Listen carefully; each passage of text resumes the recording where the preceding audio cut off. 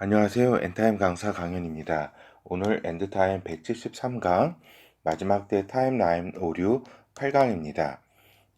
제목은 상징적 해석법이 타임라인에 미치는 오류입니다. 어떤 타임라인이냐? 마지막 때에 대한 타임라인이겠죠. 우리가 지난 시간에 이제 역사적 요한계시록을 보는 역사적 해석법에 대해서 살펴보았습니다. 역사적 해석법은 오류이다 이렇게 보는 방법은 이렇게 살펴보았고, 오늘은 이제 상징적 해석법이 이렇게 요한계시록을 해석하는 방법에 있어서 상징적 해석법은 오류에 해당한다라는 결론을 먼저 말씀을 드립니다.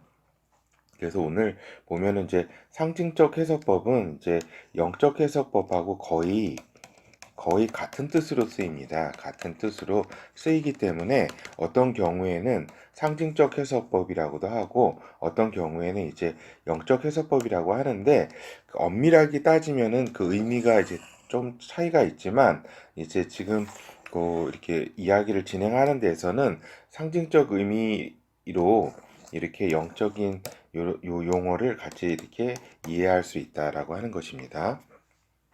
근데 제 요 강의를 지금까지 저의 강의를 쭉 이렇게 들으신 분은 알겠지만, 제가 이제 영적이라는 말을 이렇게 좋아하지도 않고 사용하지를 않습니다. 알겠죠? 그래서 보통 많이 우리가 영적 무슨 어떤 이렇게 용어를 이제 저는 이제 영의 세계 용어를 쓸 때 이렇게 영의 세계라고 이렇게 좀 붙여서 사용하면서 영의 세계라는 말을 사용합니다. 왜냐면은 영계라는 말은 줄임말은 너무 이게 오염됐습니다. 용어가 이제 신지과학이라든가 신비술 이런 곳에, 사이비 과학이라든가 이런 곳에 너무 이제 오염이 돼가지고 영계라는 말을 제가 쓰지 않고 이제 영의 세계라는 용어를 이렇게 쓰는 것을 아실 것입니다. 그래서 이제 제가 이제 영적 세계라고 이렇게 용어를 쓰지 않잖아요. 그렇죠? 그 이유는 다음과 같습니다. 이 적이라는 용어가 이 적이라는 용어가 이제 방향이라는 뜻을 갖고 있는데, 형용사로 이렇게 쓰일 때는 형용 전미사로 쓰일 때는 관역 방향에 근접하는 뭐뭐와 같은 이런 뜻으로 쓰입니다. 이 적이 딱 그것이 어떤 실체이고 어떤 정확한 그것이다라는 게 아니라 뭐뭐에 근접하는 뭐뭐와 같은 like, 영어로 하면 like 뭐 이런 뜻이기 때문에 영적 세계라고 하는 뜻이 영의 세계를 의미한다기보다는 이제 어떤 의미로 이제 많이 쓰이냐면은 현실의 세계가 아닌, 현실이 아닌 이런 의미로 더 많이 쓰이는다는 것입니다. 알겠죠? 세계의 뜻보다는 현실이 아닌 이런 의미. 그래서 그래서 이런 영적이라는 용어를 제가 그래서 이렇게 주로 쓰지 않는다. 이런 말씀을 제가 좀 드립니다. 그렇죠. 이제 본어로 이제 들어가도록 하겠습니다. 이제 상징적 해석법이라고 하는 거는 그 특징을 이제 살펴볼 텐데, 요한계시록의 내용, 그러니까 기록과 사건들이 선과 악의 싸움을 의미하는 것이지, 이게 상징적으로 선과 악의 싸움을 의미한다. 그래서 즉 실제 사건이 아닌 은유와 상징의 표현으로 이제 보는 견해이다라고 하는 겁니다. 알겠죠? 그래서 이제 우리가 상징적 해석법이라고 하는 겁니다. 그래서 그렇죠. 그러니까 이게 실제적 사건이 아니다 이런 의미입니다. 알겠죠? 그래서 이제 영적이라는 말이 영의 세계 이런 의미보다는 이제 실제적이 아니다라는 그 의미입니다. 영적이란 말이. 그렇죠. 그래서 이제 상징적 해석법은 영적 해석법이라고도 불리며 주로 영의 상황을 설명하는 것으로 보는 견해다 이 말입니다. 근데 영의 상황도 제대로 이렇게 설명하고 있지는 못하지요. 알겠죠? 단지 그 의미가 이제 실제적 사건은 아니다. 이건 그냥 상징적으로 어떤 은유적으로 그냥 이해할 것이다. 요한계시록은 이런 이제 견해를 가지고 있다는 것입니다. 근데 이제 물론 요한계시록은 이제 말씀드리는데 물질 세계뿐만 아니라 영의 세계에 대한 이해를 해야 한다. 그래서 이거는 이제 저의 의견입니다.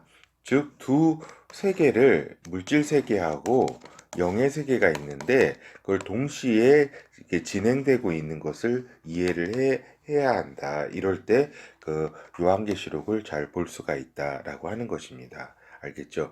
요런 의미하고 이렇게 요 상징적 해석법의 그 의미가 다르다는 것을 이렇게 이해하셔야 됩니다.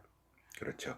그래서 상징적 해석법은, 즉 영적 해석법은 카톨릭 종교개혁 이후의 개혁신학의 주류였다. 지금도 이제 주류라고 할 수가 있겠습니다. 그래서 한편 성경을 하나님의 저작으로 믿지 않는 자유주의 신학도 이제 크게는 상징적 해석법을 가진다. 그러니까 하나의 이제 상징적 SF 소설처럼 그렇게 생각한다 이 말입니다. 알겠죠? 그래서 이제 상징법 해석법의 이제 사례를 좀 이렇게 보도록 할게요. 그래서 이제 적그리스도와 그의 표 666도 하나의 그냥 상징으로 봅니다. 실제적으로 이렇게 나타날 이런 존재 것보다는 하나의 그냥 상징으로 본다. 그러니까 문자적으로 문맥적으로 이제 보려고 하지 않는 의견이다 이 말입니다. 그렇죠. 그래서 이제 장로교 통합 측뿐만 아니라 보다 이렇게 보수적 이제 복음주의적이라고 하는 합동 측에서조차도 이제 교단 보고서 등을 통해서는 다음과 같이 발표를 했다 이 말입니다. 그러니까 주로 감리교, 침례교를 비롯해 가지고 여타 복음주의 교단조차도 요한계시록을 상징적으로 보고 있는 것이 이제 주류이다라는 말씀을 드립니다. 이렇게 물론 그 미래적 해석법으로 이렇게 보는 이런 학자들이라든가 목회자들 이렇게 있지만은 성도들도 있지만은 공식적인 이들의 이제 문서들을 보면은 주로 상징적 해설법으로 이렇게 그 결론을 내리고 있다라고 하는 겁니다. 하나의 예시를 한번 말씀드려 보겠습니다. 이제 그 666 그 표에 대한 여러 가지 의견들이 나왔을 때 예장 합동 측이 이제 결론 내린 것입니다. 그러니까 2013년도 9월 연차 총회에서 어떤 이제 그 결론을 내렸냐면은 보고서, 그렇죠. 공식 보고서입니다. 교단 정식 보고서에서 본 교단은 요한계시록 13장에 등장하는 666과 베리칩을 동일한 것으로 연관 짓는 것은 분명히 비성서적임을 확인한다고 결정했다. 성경을 문자적으로 해석하지 않는 대부분의 한국 교회들도 같은 견해를 가진 것으로 안다. 또한 요한계시록은 상징적 언어로 기록된 예언서이므로 문자적 해석은 금기 사항이다. 그렇죠.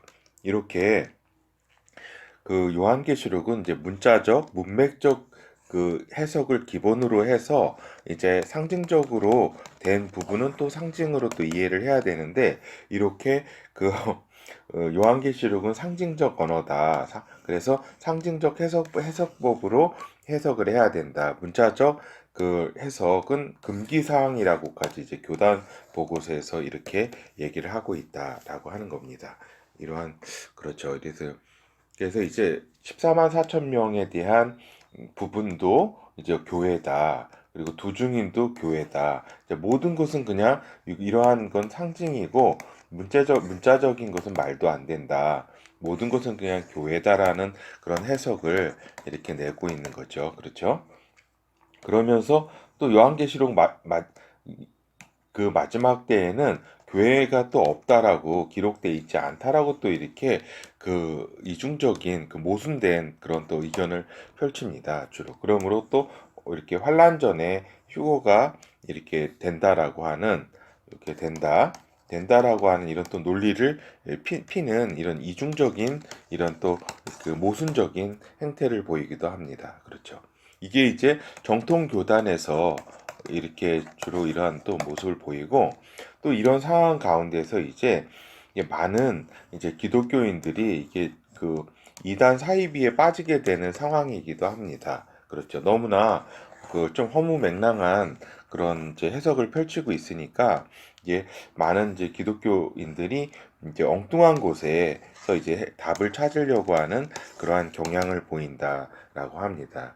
그런데 황당한 것은 이렇게 이제 그 미혹을 받아서 이렇게 이단 사입으로 간 그곳조차도 막 상징적 해석을 통해서 이제 영적 해석을 주로 이제 자기 입맛에 자기 맘대로 해석을 하는 곳에 빠져가지고 이곳에 쉽게 넘어가게 된다고 하는 사실입니다. 이러한 많은 기독교인들이 그렇죠.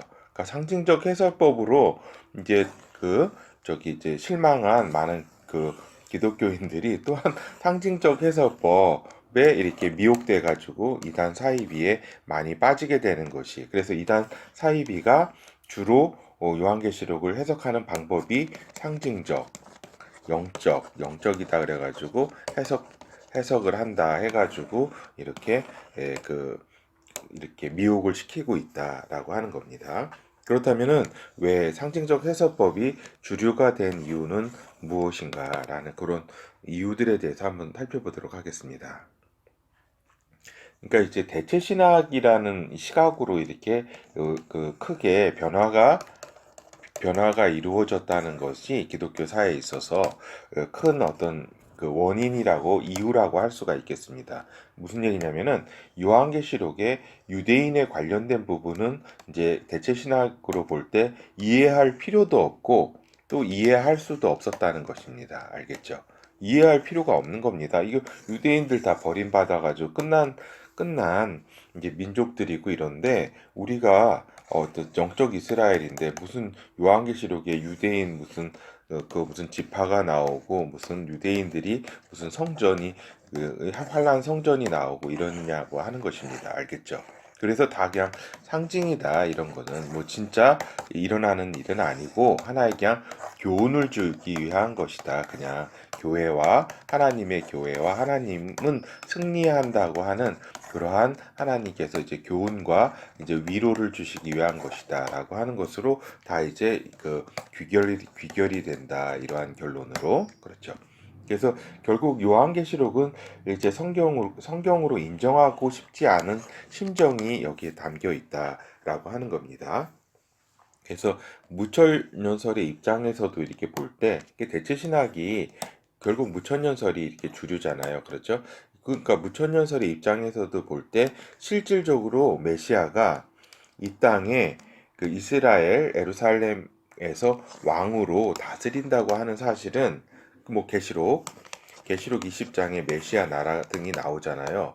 그런 것들은 이제 소설로 여긴다 이 말입니다. 알겠죠? 왜냐면은 메시아 나라를 인정하지 않는다는 것이 무천년설 아닙니까? 그렇죠? 메시아 나라가 없다라고 하는 것이 이러한 입장에 있는 대체 신학과 무천년설의 입장에서 볼 때 이러한 사실 이렇게 문자적으로 적혀 있는 것이 이제 마음에 드는 것이 아니고 믿고 싶지 않은 거죠. 알겠죠? 그러기 때문에 상징적으로 그냥 교회는 승리하는 것이고 또 하나님은 승리하는 것이라고 하는 그러한 그 주제로 모든 것을 그냥 그렇게만 해석을 한다 이 말입니다. 그래서 이제 요한계시록에 대한 이제 거부감이 좀 많이 심합니다. 그 사실은 그 상징적 해석을 하는 분들은 그래서 요한계시록을 이 땅에서의 성취가 아닌 영의 세계를 포괄적으로 설명해 주는 것으로 이해를 한다. 그래서 즉 선하신 하나님 예수님이 결국은 악의 세계를 물리치심으로 이해를 한다 이 말입니다. 결국은 이 말은 맞죠. 선하신 하나님 예수님이 결국은 악의 세계를 물리치는 거 이건 결론적으로는 맞죠. 그렇죠. 그렇지만 그러한 하나하나 사건들에 대해서는 관심이 없고 그냥 다 상징이다. 그래서 마지막에 대한 타임라인에 대한 어떤 이해가 전혀 없다라고 하는 것입니다. 그러면서도 또 이렇게 이해를 하면서도 또 상징적 해석법, 영적 해석법은 왜 관점을 가진 사람들은 사단 등의 영적 실제를 또 믿지도 않는 경향이 또 강하다 이 말입니다. 그렇죠? 이렇게 상징적 해석법, 영적 해석법이라고 하지만 이제 이런 영의 실제를 믿지 않는 거는 결국 영의 세계를 영의 세계를 잘 믿지를 않고 이제 그 영적 해석법이라는 그 의미가 그러므로 우리는 이제 비사실적이라고 하는 의미로 이렇게 쓰고 있다라고 하는 것을 우리가 알 수가 있는 거죠. 그렇죠? 그래서 이제 이 상징적 해석법의 그 오류 및 영향에 대해서 좀 보도록 하겠습니다. 그래서 이제 영적 해석 이제 즉 영해라 그러는데 이라는 이제 미명으로 해가지고 중구난방적 해석이 범람한다. 그러니까 도저히 방어할 수 없을 정도로 그 여러 가지 제멋대로의 그러한 주장들을 펼친다 이 말입니다. 그러니까 이제 예언의 본래 의미를 파괴하고 있다. 그래서 예언은 기본적으로 문맥적 문자로 해석을 해야 한다라고 하는 겁니다.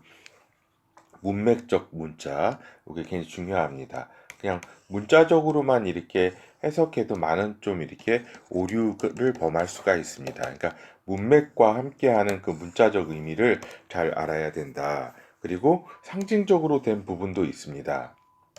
상징적으로 된 부분들은 또 상징의 원 의미를 분석해내는데 이렇게 최선을 다해야 한다라고 하는 겁니다. 원관념, 원관념, 상징이 이렇게 나타내는 원관념, 그렇죠. 그렇지만 원관념은 또 이제 여러 가지 그 의견들에 의해 가지고 이게 또 찾아내기 어렵기 때문에 물론 틀릴 수는 있습니다. 알겠죠? 상징적 원 의미를 이렇게 틀릴 수는 있다 이 말입니다. 근데 지금 말씀드리고자 하는 거는 이제 문맥적 문자를 기본적으로 이렇게 이해하면서 해석을 하면서 상징에 그 해야 할 부분은 상징적으로 그 원관념을 찾는데 노력을 해야 한다. 이거 기본적인 문자적으로 이해하는 것보다 상징을 이렇게 아는 거는 굉장히 어렵고 또 구약이라든가 주님의 말씀이라든가 성경 전체적인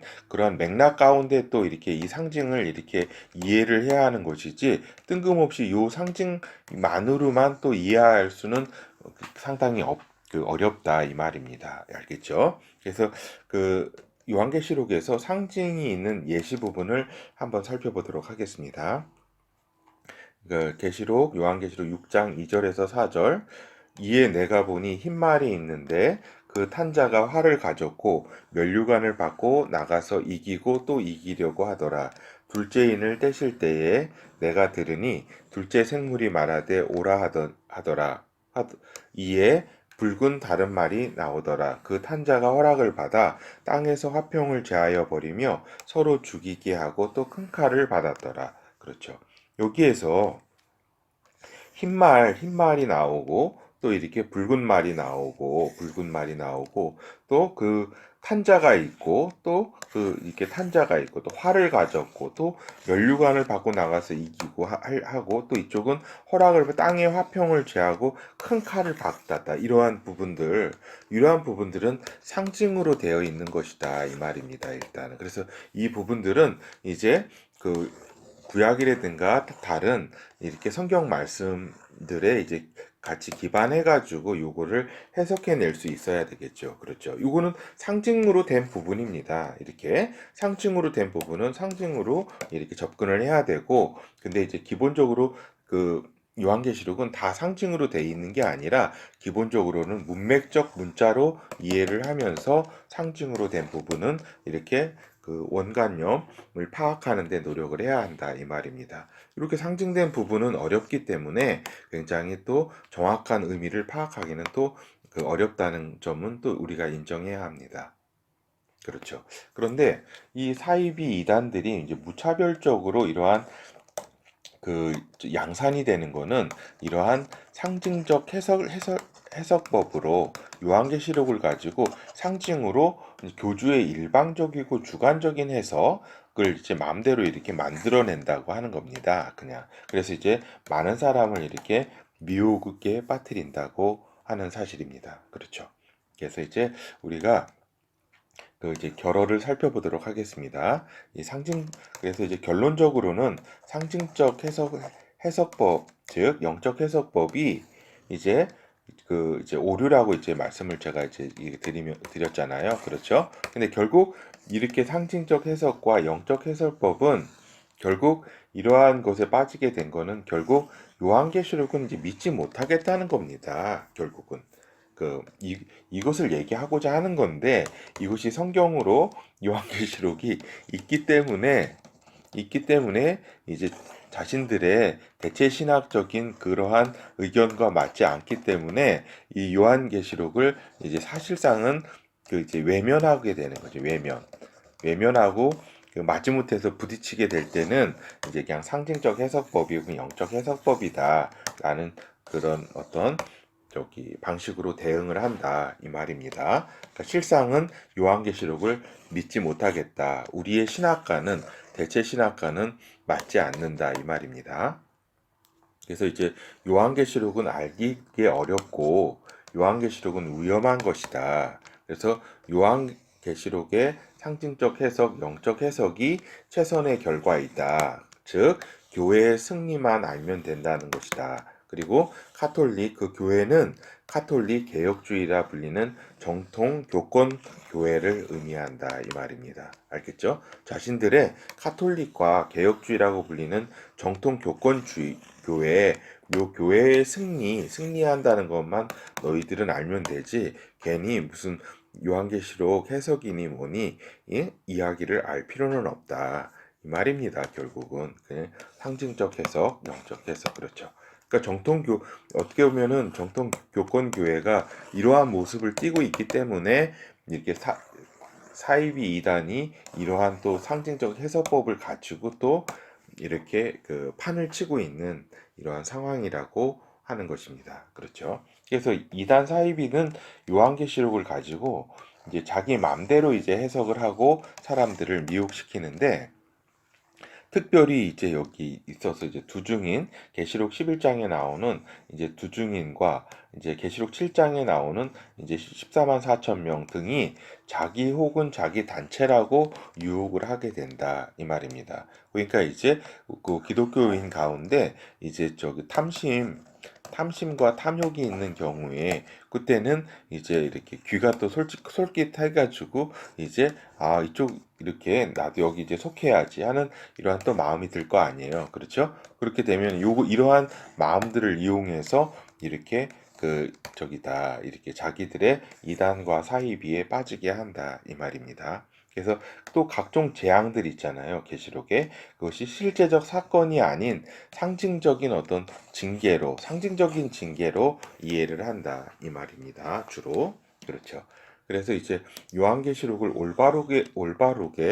올바르게 보기 위해서는 이제 요한계시록은 문자 문맥적 이해를 바탕으로 그러니까 문맥적 이제 문자라고 볼 수가 있겠습니다. 그렇죠. 문자적으로 이렇게 또 이렇게 하나의 구절 하나하나 막 이렇게 또 답답하게 이렇게 그 문맥과는 또 동떨어진 또 해석을 하는 사람들이 또 있습니다. 그렇죠. 그래서 문자 문맥적 이해를 바탕으로 기본 이해를 바탕으로 상징 부분은 또 상징적으로 해석을 하고 그래서 원관념이 뭔지를 파악을 해야 하는 그런 노력을 해야 하고 그렇죠. 그리고 또 하나는 예, 이 세계는 물질 세계와 영의 세계의 복합적 입체적 이해를 해야 한다. 그리고 이러한 물질 세계와 영의 세계가 복합적으로 입체적으로 있는 가운데 요한계시록이 이러한 부분들을 설명을 했다는 것을